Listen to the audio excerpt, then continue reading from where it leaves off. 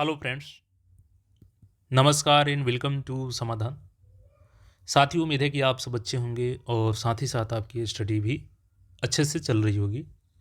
साथियों, पिछले 2 चुनाव से बिहार के लिए अच्छी बात ये है कि जो बिहार के चुनाव हो रहा है, वो उसमें जो मुद्दे हो रहे हैं वो नौकरी और रोज़गार को लेकर के खास करके हो रहा है, डेवलपमेंट को लेकर के हो रहा है। तो ये युवाओं के हित में बढ़िया है, राज्य हित में बढ़िया है और देश हित में भी बढ़िया है। अब इसी कड़ी में देखिएगा तो नई-नई भर्तियाँ आ रही हैं और माननीय मुख्यमंत्री जी ने नई सरकार बनाने के बाद ये आदेश दिया सभी डिपार्टमेंट्स को, सभी आयोग्स को कि आप जो भी नोटिफ़िकेशंस निकाल रहे हैं, आप जनवरी 2026 तक सबका कैलेंडर जारी कर दीजिए। प्लस जो नई भर्ती आने वाली है, सभी डिपार्टमेंट्स 31 दिसंबर तक अपना रोस्टर दे दें। इससे क्या होगा कि 1 साल के अंदर आपकी जो भी भर्ती आ रही है, 1 साल के अंदर कंप्लीट हो जाए। अब नए से नए अधिक से अधिक पद शामिल हो सके यहाँ पे, इसके लिए 3 नए विभागों का निर्माण भी हो गया है और इसके लिए सीएम नीतीश कुमार जी ने आदेश भी दिया है, जिसमें कर्मचारी से लेकर के अधिकारी तक के लाखों पद शामिल हैं। इस पूरी अपडेट को हम लोग समझते हैं क्योंकि 2026 में आप अगर अच्छे से तैयारी करते हैं तो आप भी इसमें से एक पोस्ट अपना ग्रैब कर सकते हैं। वीडियो में आगे बढ़ने से पहले बता दें साथियों कि कई सारे भाई बहन हमसे बड़े हो सकते हैं, छोटे हो सकते हैं, उनका लगातार कमेंट होता है, काफ़ी निराश होते हैं कि सर तैयारी तो हो रही है और सिलेक्शन नहीं मिल रहा है, आलोचना भी हम लोग झेल रहे हैं, चाहे वो पड़ोसी हो, रिलेटिव्स हो, ये सबको आलोचना झेलना पड़ता है। मैं आपको एक ही बात कहूँगा कि आपने ज्योग्राफी में पढ़ा भी होगा कि जब रबी का फसल होता है ना, तो उसमें जो बारिश होती है उसको मावठ कहते हैं और फसल के लिए वो काफ़ी फ़ायदेमंद होता है। अमृत या टॉनिक का रूप काम करता है वो, खास करके जब बुआई के समय या प्रारंभिक अवस्था में होता है, क्योंकि इससे क्या होता है कि अंकुरन में तो मदद मिलता ही है, साथ ही साथ नमी देती है और बाद में जो कलियाँ निकलती है, बाल निकलती है, जिसमें पैदावार बढ़ता है और यह बारिश नमी की कमी को पूरा करता है, जिससे कि यूरिया, जिंक, सल्फेट जैसे उर्वरक के साथ मिलकर यह फसल को मजबूत बनाता है। तो बिल्कुल आलोचना को आपको बारिश के उस बूंद के जैसा ट्रीट करना है, मावट के जैसा ट्रीट करना है, जिससे कि आपके जड़ें ना उखड़े बल्कि उसको ताकत के रूप में लेकर के आगे बढ़ें।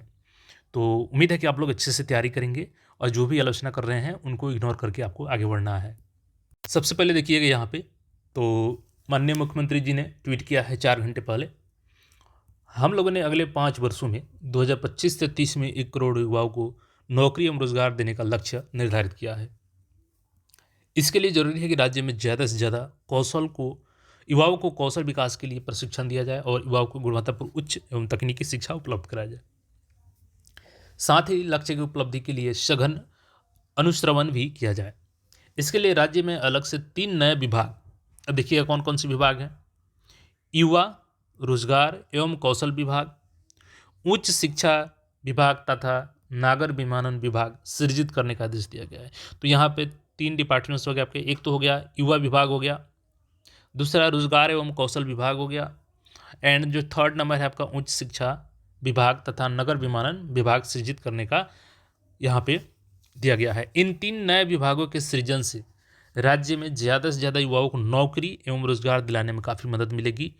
युवा रोजगार एवं कौशल विभाग के जरिए अगले 5 वर्षों में बड़ी संख्या में युवाओं को उद्यमिता के अवसर प्रदान करने के हेतु विभिन्न योजनाओं के माध्यम से रोजगार दिलाने का निर्णय किया गया है। अब देखिए इसमें अगर बात करें साथियों हम लोग, तो ये जो 3 डिपार्टमेंट्स बनेंगे ना, तो यहाँ पर रोजगार तो मिलेगा ही, लेकिन साथ ही साथ आपको सरकारी नौकरी का भी मौका मिलेगा, क्योंकि अब जब ये डिपार्टमेंट बनेंगे तो इनका सफल संचालन के लिए लेवल 1 से लेकर के अधिकारी तक का पोस्ट, जिसमें आपको एलडीसी का पोस्ट हो गया, एएसओ का पोस्ट हो गया, जो कि आने वाले समय में आपको दिखेगा एएसओ का नया पद, और भी इसमें जो पद हैं अधिकारी वगैरह जो भी पोस्ट है इसमें क्रिएट होगा, तो अच्छे मौके मिलेंगे यहाँ पे। और 2026 में इससे भर्तियां भी देखने को मिलेगी इन सभी नए डिपार्टमेंट से। राज्य में उच्च शिक्षा विभाग के सृजन का उद्देश्य है कि उच्च शिक्षा में गुणात्मक सुधार हो, अनुसंधान एवं नवाचार को बढ़ावा मिले, तकनीकी एवं व्यावसायिक शिक्षा का विकास हो और समाज के सभी वर्गों के युवाओं को गुणवत्तापूर्ण रोजगार परक शिक्षा मिल सके। देखिए ये चीज़ें पहले होनी चाहिए थी, ठीक है, देर आए दुरुस्त है, लेकिन ये चीज़ें हो रही हैं तो इसमें बढ़ने चाहिए आगे और राज्य हित में काम होनी चाहिए। आप सभी को पता है कि राज्य में कई नई हवाई अड्डों का निर्माण हो रहा है एवं भविष्य में उड़ान योजना के तहत कई छोटे बड़े नए हवाई अड्डों का निर्माण प्रस्तावित है। राज्य में अलग से नागर विमानन विभाग के सृजन से इसमें तेजी आएगी, औद्योगिक वातावरण बढ़ेगा, रोजगार के नए अवसर पैदा होंगे और इससे राज्य में निर्मित उत्पादों के निर्यात में मदद मिलेगी। इसके अलावा देखिएगा तो इसके अतिरिक्त हम लोगों ने अलग से सूक्ष्म एवं लघु मध्यम उद्यम निदेशालय एवं बिहार विपणन प्रोत्साहन निगम यानी कि बिहार मार्केटिंग प्रमोशन कॉरपोरेशन सृजित करने का भी निर्णय लिया है, जिसमें युवाओं को सरकारी नौकरी, फिर यहाँ पे भी आपको नौकरी का मौका मिलेगा और रोजगार देने के लक्ष्य को आसानी से प्राप्त किया जा सकेगा।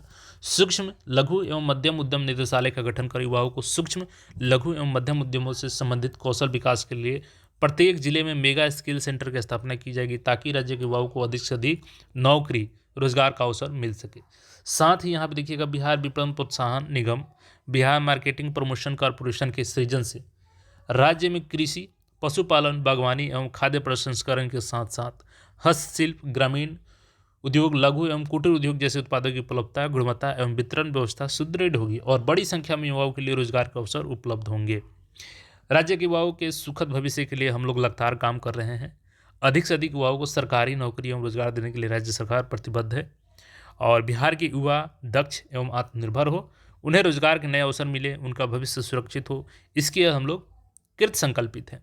तो देखिए यहाँ पे कुल मिलाकर के बात यह है कि 2026 में कई सारे आपको नई भर्तियाँ देखने को मिलेंगी।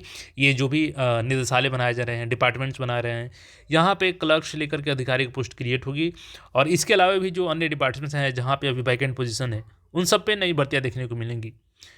और सीजीएल 4 अभी वर्तमान में चल रहा है, तो आप लोग अच्छे से तैयारी करें। इसके बाद भी कई सारी वैकेंसी आपको देखने को मिल सकती हैं, लेकिन आपकी कोशिश रहनी चाहिए कि इसी प्रयास में आपका कहीं ना कहीं सिलेक्शन हो जाए जो आपका पसंदीदा पोस्ट है।